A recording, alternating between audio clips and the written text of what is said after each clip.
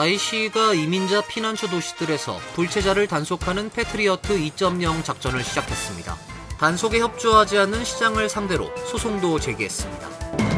정부가 보수활동가 찰리 커크의 사망을 즐거워하거나 조롱한 외국인들에 대한 비자 취소와 추방 절차를 진행 중입니다. 트럼프 대통령은 비판적인 보도를 하는 언론에도 경고의 메시지를 보냈습니다. 조지아주에서 구금됐다가 풀려난 한국인 근로자가 당시 공황 상태에 빠졌다며 그때 충격으로 귀국한 지금도 외출을 거의 못하고 있다고 전했습니다. 연방정부 셧다운 가능성이 커지고 있습니다. 민주당은 보건의료 분야 예산을 요구하고 있지만 공화당은 가능성이 전혀 없다며 일축했습니다. 맨해튼에서 한낮에 대로 한복판에서 총격전이 펼쳐져 지나던 시민 등 2명이 총상을 입는 사건이 발생했습니다. 경찰은 시민들에게 도주한 총격범 2명에 대한 제보를 당부하고 있습니다. 이상은 오늘의 주요 뉴스입니다. 시청자 여러분 안녕하십니까? KBN 뉴스입니다. IC가 이민자 피난처 도시들에서의 불체자 단속을 대폭 강화하고 있습니다. 보스턴에서 패트리어트 2.0 작전을 펼치고 있으며 단속에 협조하지 않는 시장을 상대로 소송을 제기했습니다. AP통신의 16일 보도에 따르면 IC는 이달 초 보스턴에서 패트리어트 2.0 작전을 시작했습니다. 불체자 단속 지역을 출근길, 법원 앞, 상점 주차장, 수영장 등 장소를 가리지 않고 확대하고 있습니다. 현지 이민자 권익단체들은 공공장소와 주차장 등에 배치된 IC 요원들이 작업 차량을 표적 삼아 단속하는 사례가 늘고 있다고 전했습니다. 실제 이 지역 소거스타운홀에선 IC 요원들이 차량 유리를 깨고 조경업자 3명을 체포했습니다. 이로 인해 주민들의 불안감이 커지자 인근 에버리시는 히스패닉 유산의 달 행사를 전격 취소했습니다. 연방 법무부는 또 보스턴시와 미셸 우 시장을 상대로 피난처 정책이 단속을 방해한다며 소송을 제기했습니다. 트리샤 맥러플린 국토안보부 부차관보는 이번 작전은 성범죄자, 마약 밀매범, 폭력범을 추적하기 위한 것이라며 보호도시 정책은 범죄자들을 숨겨주고 시민을 위험에 빠뜨린다고 주장했습니다. 연방정부는 보스턴뿐만 아니라 매사추세츠주 전역의 피난처 도시도 단속 대상이 될 것이라고 설명했습니다. 또 다른 피난처 도시인 시카고에는 주 방위군 투입을 예고하기도 했습니다. 트럼프 정부는 앞서 이민자 단속에 협조하지 않는 이른바 피난처 도시에 대한 강경 단속을 예고한 바 있어 LA를 포함한 캘리포니아 피난처 도시도 긴장하고 있습니다. 정부가 보수활동가 찰리 커크의 사망을 즐거워하거나 조롱한 외국인들에 대한 비자 취소와 추방 절차를 진행 중이라고 밝혔습니다. 트럼프 대통령은 비판적인 보도를 하는 언론에도 경고의 메시지를 보냈습니다. 마코 루비오 국무장관은 15일 X에 올린 글에서 누군가의 죽음을 축하하는 외국인은 환영받을 수 없다며 비자 취소는 이미 시작됐다고 말했습니다. 이어 공공장소에서 누군가 살해당한 것이 다행이라고 여기는 사람에게 비자를 줄 수는 없다고 강조했습니다. 루비오 장관은 구체적으로 몇 건의 비자가 취소됐는지 어떤 법적 근거를 적용했는지는 밝히지 않았습니다. 크리스토퍼 랜도 국무부 부장관도 해외 공간에 지시를 내려 SNS에서 커크의 죽음을 조롱하거나 모욕하는 사례를 모니터링하고 해당자들에 대해 필요한 조치를 취하도록 한 것으로 전해졌습니다. 트럼프 대통령은 대응 범위를 언론에까지 확대했습니다. 대통령은 커크 비판 보도는 증오 발언이 될 수 있다고 경고했습니다. 이어 언론이 불공정하게 행동한다면 기소할 수도 있다며 최근 ABC와의 $1,600만 합의, 뉴욕타임스를 상대로 한 $150억 소송 등을 언급했습니다. 한편 펜 본디 법무장관은 폭력으로 이어지는 혐오 발언은 수정헌법 1조의 보호 대상이 아니다라며 혐오적인 표현도 범죄로 규정할 수 있다는 입장을 밝혔습니다. 보수활동가 찰리 커크 총격 암살범에 걸린 현상금 지급을 놓고 논란이 일고 있습니다. 체포에 결정적인 역할을 한 용의자의 아버지에게 지급해야 하지만 총격범의 아버지에게 거액의 현상금을 지급하면 안 된다는 부정적인 여론이 커지고 있습니다. 지난주 유타밸리 대학교에서 연설 중이던 찰리 커크에게 총격을 가해 살해한 용의자 타일러 로빈스는 사건 발생 33시간 만에 체포됐습니다. 27년간 법 집행기관에서 근무한 이력이 있는 로빈슨의 아버지가 FBI가 공개한 용의자 사진에서 아들을 알아본 후 자수를 권했습니다. 아버지가 도움을 요청한 목사 지인까지 나서 설득한 후 로빈슨이 마음을 바꿨고 이후 당국에 신고하면서 체포할 수 있었습니다. FBI 지침에 따르면 가족의 제보가 수사에 도움이 되었을 경우 가족에게 현상금을 지급할 수 있도록 하고 있습니다. 그러나 SNS에선 아들이 살인 혐의로 기소된 상황에서 체포의 역할을 한 아버지가 현상금을 받아선 안 된다는 목소리가 나오고 있습니다. 로빈슨의 아버지가 현상금 수령을 거부하고 찰리 커크 재단에 기부하겠다고 했다는 근거 없는 소문까지 퍼지고 있습니다. 미국에서 범죄 및 테러 관련 제보자에 대한 현상금 지급은 국무부 산하 정의를 위한 보상 프로그램이 관리합니다. FBI, 국방부, 해외 주재 미국 대사관 등 수사기관이 수령인을 추천하고 여러 기관으로 구성된 위원회가 추천한 정보를 평가한 뒤 국무장관에게 권고안을 제출하는 절차를 거쳐야 합니다.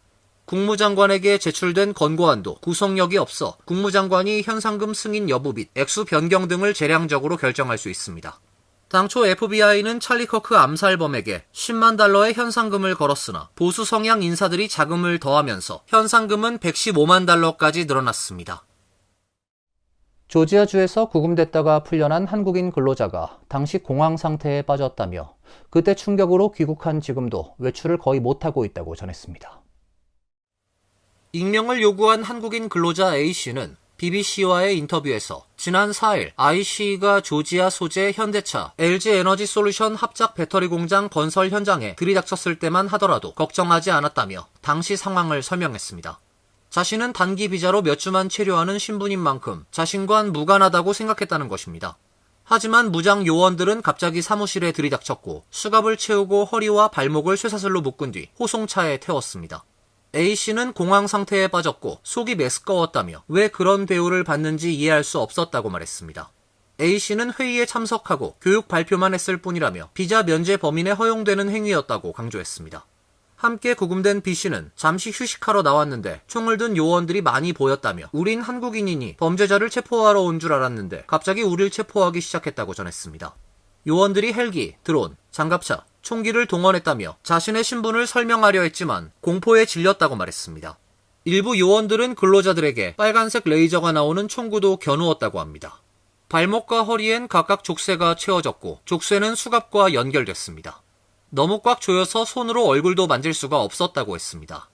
B씨는 소프트웨어 엔지니어로 한 달가량 머물 계획이었습니다. 이들은 귀국한 후에도 정신적 피해를 호소하고 있습니다. A씨는 지난 12일 귀국해 공항에서 가족과 웃으며 재회했지만 아무런 감정이 들지 않았다고 말했습니다. 지금도 외출이 어렵다며 밖에서 구금시설과 비슷한 냄새가 나면 몸이 떨리고 숨이 가빠져 오래 외출하지 않는다고 말했습니다. B씨 역시 모두 공항에서 웃으며 나왔지만 지금 생각해보면 눈물이 나오기 직전 상태였다며 뉴스에 나온 자신의 모습을 보는 것도 쉽지 않다고 말했습니다. 대부분 더 이상 못 참겠다고 느끼며 미국으로 돌아가지 않을 수 있지만 자신에겐 생계가 달린 문제인 만큼 선택의 여지가 없다고 말했습니다. 도널드 트럼프 대통령이 두 번째 영국 국빈 방문 일정을 시작했습니다.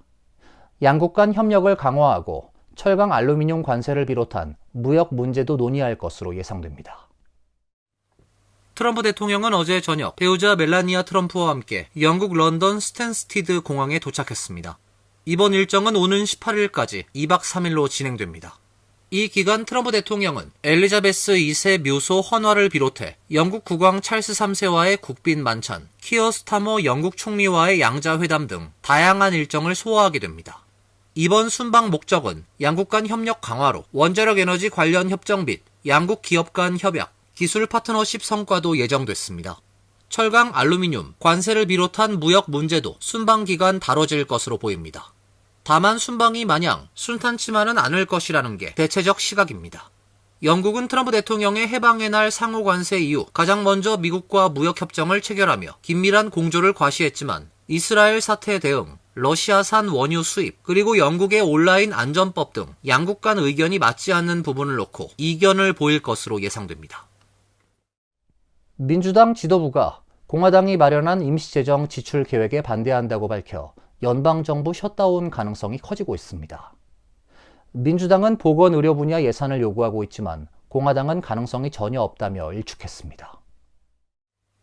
마이크 존슨 하원 의장이 16일 연방 당국자들의 신변 보호 추가 예산 및 추수감사절 직전까지 현재 수준의 정부 지출을 유지하도록 하는 임시재정 지출 법안을 발표하면서 오는 19일 하원 본회의에서 표결에 붙일 예정이라고 밝혔습니다. 그러자 민주당의 척 슈머 상원 원내대표와 하킴 제프리스 하원 원내대표가 공화당이 보건의료 분야 예산에서 양보하지 않으면 임시재정 지출 법안을 지지하지 않을 것이라고 밝혔습니다. 이들은 공동 성명에서 하원 공화당 단독의 지출 법안은 미국 국민의 필요를 충족하지 못하며 임박한 보건의료 위기를 막지 못한다고 지적했습니다.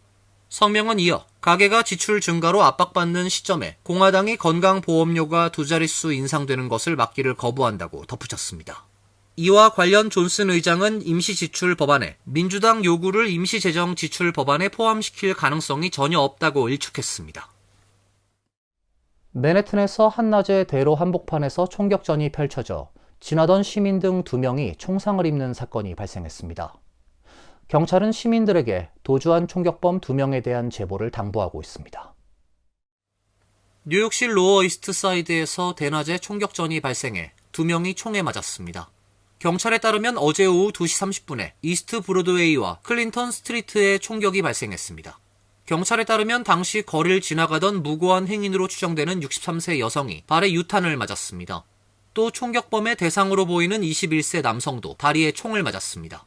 두 사람은 구조 요원들에 의해 벨뷰 병원으로 긴급 이송됐으며 생명엔 지장이 없는 것으로 알려지고 있습니다.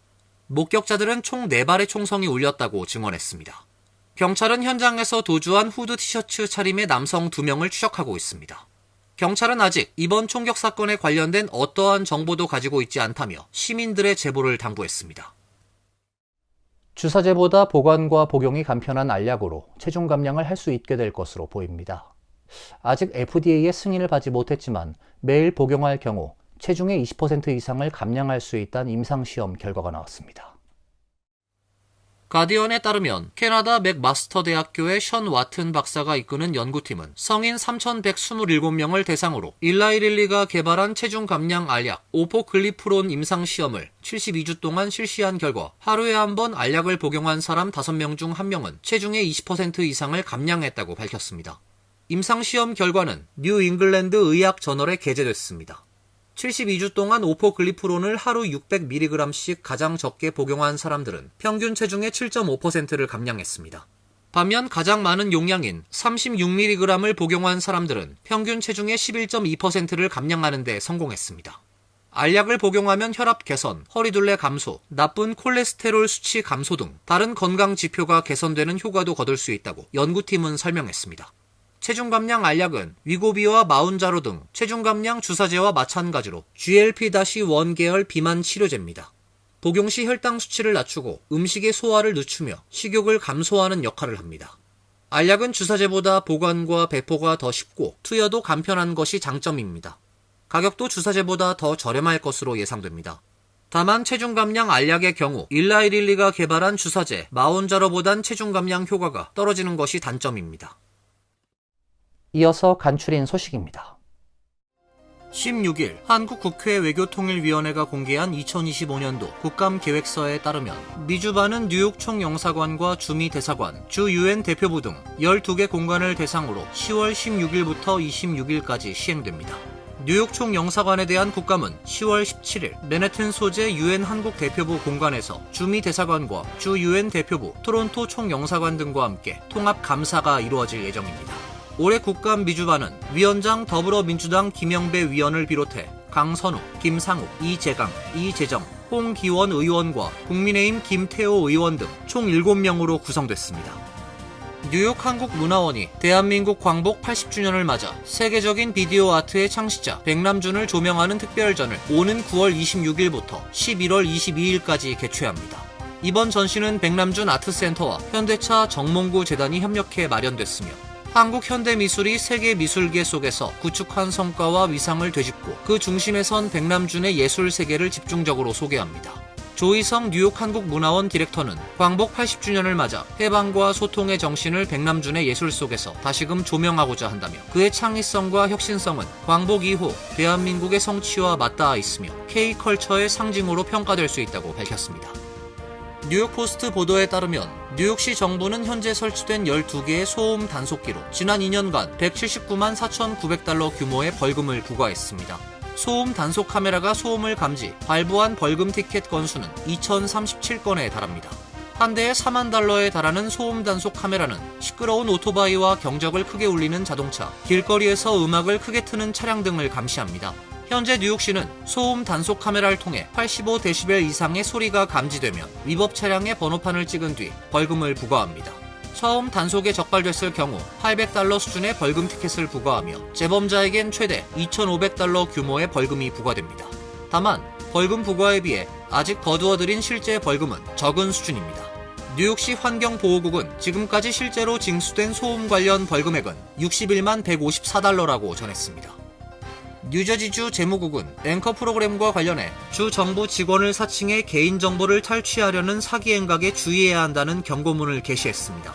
사기범은 주 재무국에서 발송한 것처럼 꾸민 문자 메시지를 주민들에게 보내 환급 신청이 승인됐고 환급금 지급을 위해 개인정보를 요구하고 있습니다. 만약 제출하지 않으면 세금 환급액이 몰수된다는 거짓 내용으로 개인정보 탈취를 시도하고 있습니다. 주 재무국은 수혜자가 요청한 적이 없는데 주 정보를 사칭하는 문자 메시지를 받았다면 이를 무시해야 하며 메시지에 적혀있는 링크를 클릭하거나 개인 온라인 정보를 공유하지 말아야 한다고 경고했습니다. 환율과 증권 소식입니다.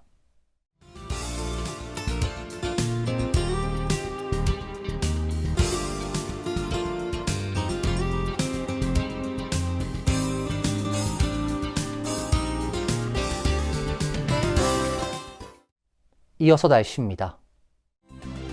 내일은 오전 중에 비가 내린 후 오후부터 맑아지겠습니다. 낮 최고 기온 79도, 섭씨 26도, 밤 최저 기온은 66도, 섭씨 19도로 예상됩니다. 금요일은 대체로 맑은 날씨가 예상됩니다. 토요일과 일요일도 맑고 화창한 날씨가 예보돼 있습니다. 이상으로 KBN 뉴스를 마칩니다. KBN과 함께 즐거운 시간 되시길 바랍니다. 위 동부 최대 한인방송 KBN이 제작하는 KBN 뉴스는 웹사이트 mykbn.com 그리고 유튜브와 페이스북에서 다시 보실 수 있습니다. 좋아요, 구독, 알림 설정은 뉴스 제작에 큰 도움이 됩니다.